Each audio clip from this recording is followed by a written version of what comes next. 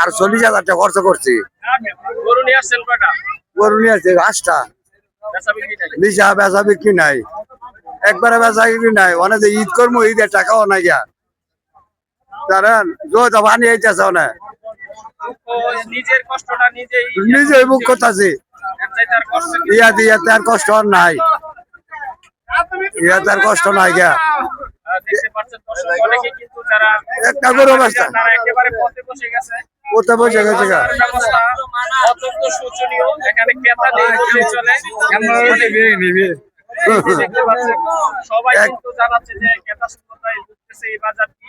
বিশেষ করে বাজারের দাম একেবারে কমে গেছে। নিরু ভাই নদী আছে, নদীতে বইরা যাও ভালাঙ্গ, বুঝছেন? কষ্টে জীবন যাপন করতেছি বর্তমানে। সামনে তাতে কি হইব নিজে কইতারি না।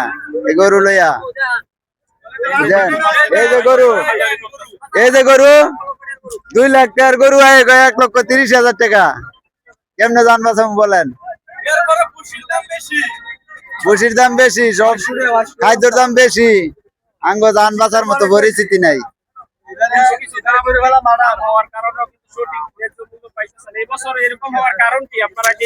বাইরের থেকে কোনো গরু বাংলাদেশের বাইরের দিকে প্রবেশ করছে কিনা এরকম দেখতেছেন?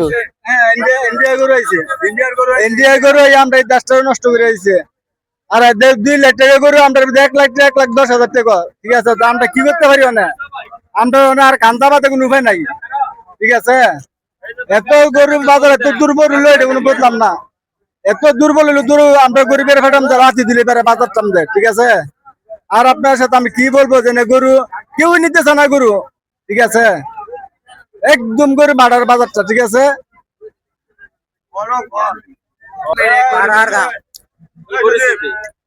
না কাকু আমি আর করতাম না, আমার মন ভালো না,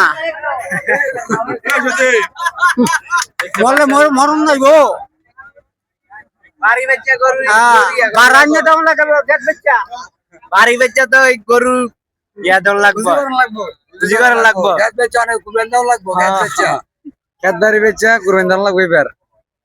দেখতে পাচ্ছেন দর্শক, এই পশুর হাটটিতে সবাই কিন্তু গরু নিয়ে আসছে, কিন্তু ক্রেতা শূন্যতায় এবং সঠিক দাম না পাওয়ায় কিন্তু তারা মনোমালিন্য, যেহেতু আগামীকাল ঈদকে উপেক্ষা করেই সবার মধ্যে একটি আনন্দ বিরাজ করে, সে আনন্দ মলিন হয়ে গেছে এবং তাদের কাছ থেকে ঈদ যেন হারিয়ে গেছে। কারণ সঠিক সময় আমাদের মাছের ঈদ নাই, আমগো যারা আমরা গরু আমরা বিক্রি করতাম, আমাদের ঈদ নাই। ঠিক আছে ভাই, আর কি কম, আমাদের আর কথা মুখে দিয়ে কথা আসে না, আর কিচ্ছু নাই আমাদের মাঝে। দেন কতটি গরু আনছি, সবটি গরু বাড়িতে নিয়ে যাইতে হইব।